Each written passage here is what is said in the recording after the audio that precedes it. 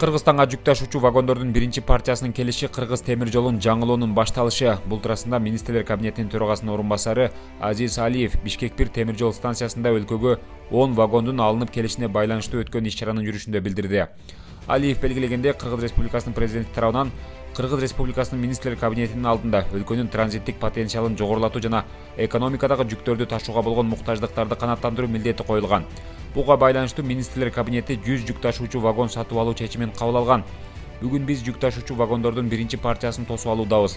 Сиздерге маалым болгондой, ишканада көп убакыттан бери темир жол составы жаңыртылган эмес. Үстүбүздөгү жылдын 11 айынын жыйынтыгы боюнча мамлекеттик ишкананын финансы экономикалык ишмерлиги жакшы темпте жүрүүдө жана анын кирешеси 1 миллиард 600 миллион сомдон жогору болуп, бул сатып алууну жеке каражаттардын эсебинен жүргүзүүгө мүмкүндүк алган.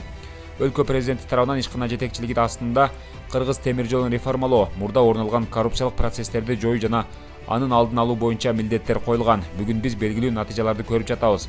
Министрлер кабинети Кыргыз темир жолунун составын модернизациялоо, заманбап талаптарга жооп берген жаңы локомотивдерди, жүргүнчү вагондорду сатып алуу максатында мындан ары карай дагы ишканадагы реформаларды колдоого умтулууда, деди ал.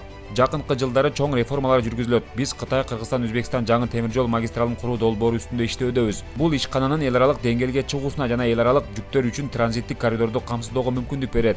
Балыкчы Кочкор Каракече темир жолун куруу боюнча иштер жүрүүдө, деди Азиз Алиев.